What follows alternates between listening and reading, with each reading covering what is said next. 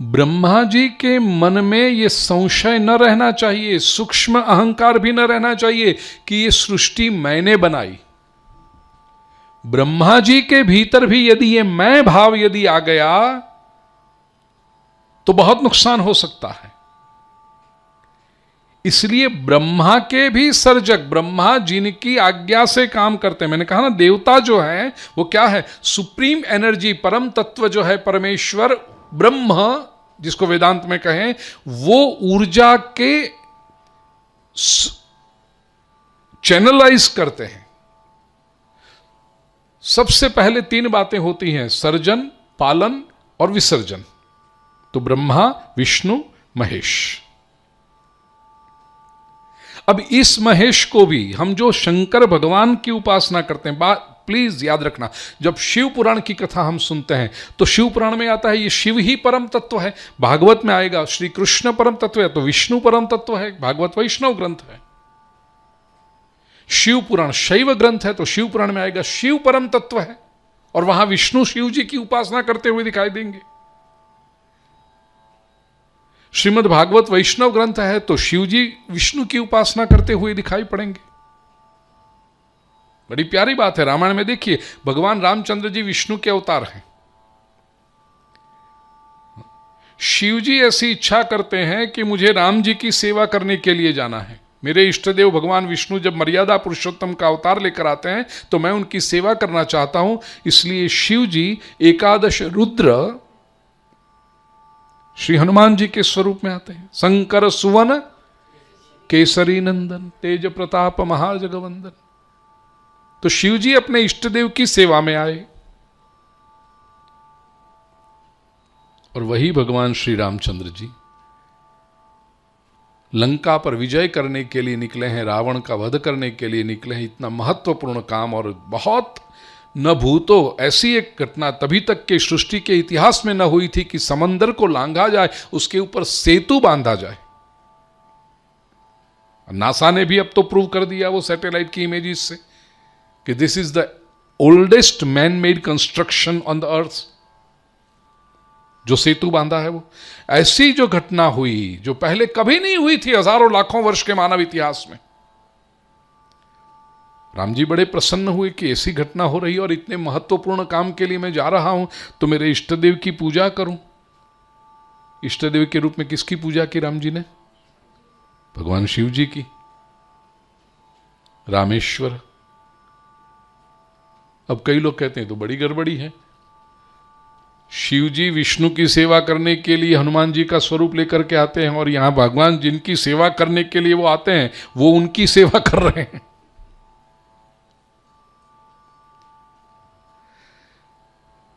ये जो हम ब्रह्मा, विष्णु और महेश के रूप में समझते हैं, वो महेश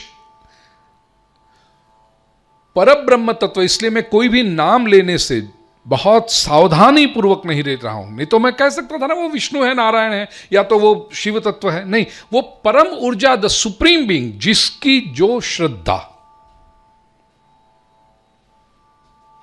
जिसकी नारायण में श्रद्धा है, वो सुप्रीम बीइंग नारायण स्वरूप को माने, कोई चिंता नहीं। जिसकी शिव तत्व में जो शिव के भक्त हैं वो सुप्रीम बीइंग शिव तत्व को माने। नारायण को और शिव को भीतर कोई झगड़ा नहीं है, वे परस्पर एक दूसरे की पूजा करके प्रसन्न है। झगड़ा पीछे चलने वाले लोगों में। वैष्णव कहेंगे हम शिव का नाम ले लेंगे, शैव कहेंगे हम विष्णु के मंदिर में, ये झगड़ा पीछे वालों में है, उधर कोई झगड़ा नहीं, क्योंकि वो एक ही तत्व है। ब्रह्मा के मन में सर्जक पने का सूक्ष्म अहंकार भी न आ जाए, इसलिए सृष्टि का सर्जन जब हो गया है तब ये सुप्रीम बीइंग, यहां पर जो भगवान शब्द है, श्री भगवान उवाच, नहीं तो कह सकते थे ना श्री नारायण उवाच, श्री कृष्ण उवाच, श्री शिव उवाच, नहीं, श्री भगवान उवाच। और ये भगवान क्या है वो भी हम छठे दिन की कथा में देखेंगे, रासलीला में। किसको कहते हैं भगवान?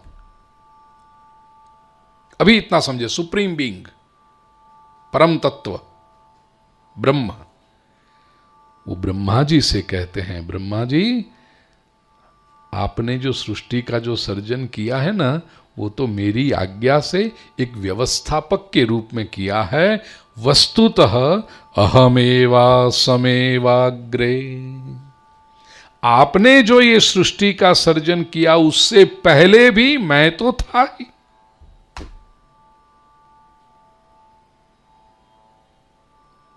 नान्यद यत् सदसत् परम, कुछ भी नहीं था तब भी मैं था।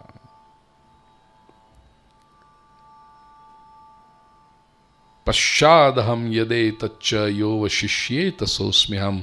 और ये सारी सृष्टि का जब लय होता जाएगा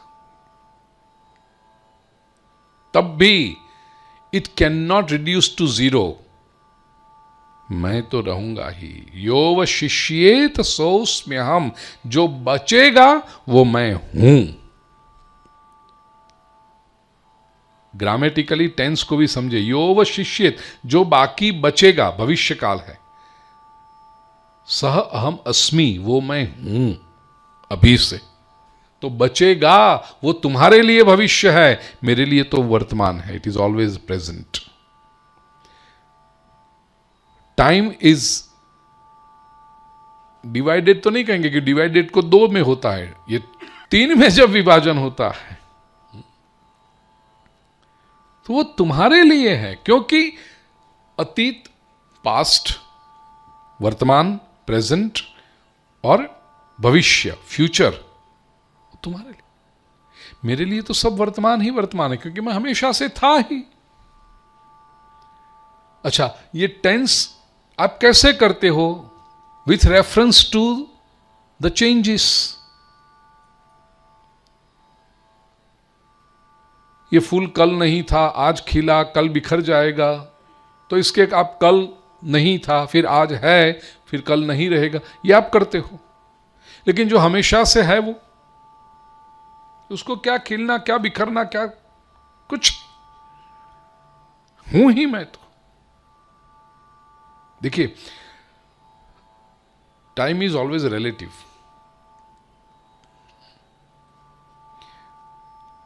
चींटी जो होती है ना, वो चींटी की लाइफ साइकिल 1 से 1.5 दिन की होती है। चींटी शायद 7 दिन, पता नहीं, मैक्सिमम 7 दिन, उससे ज्यादा नहीं होती। अब देखिए, घर के अंदर चींटी का वो हो,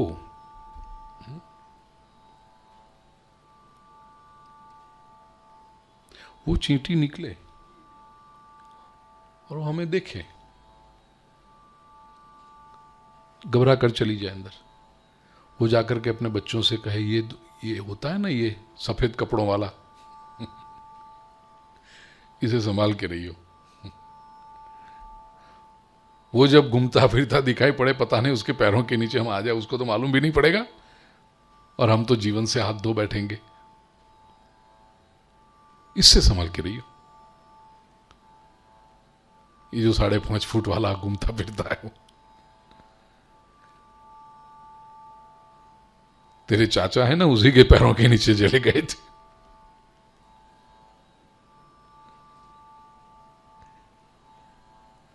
वो बच्चा याद रखेगा, वो बच्चा अपने बच्चे से कहेगा, बेटा देखिए ये 5.5 फुट वाला जो घूमता है ना यहां पर, उसे समझ। अब चींटी की तो जनरेशन्स निकल गई, और एक जनरेशन ने दूसरे को बताया, इससे संभलना, इससे संभलना। तो कभी कोई इंटेलिजेंट चींटी का बच्चा होगा ना, वो पूछेगा कि ये कब जाएगा? बोलते वो तो पता नहीं, हमारी तो पीढ़ियां निकल गई, हम तो बस ये सुनते आए हैं कि ये 5.5 फीट वाले से बचना, बस वो तो हमेशा होता ही है, वो तो जाता ही नहीं कहीं। 7 दिन में जिसका जीवन चक्र पूरा हो जाए, उसके लिए मनुष्य तो शाश्वत है ना, इटर्नल है।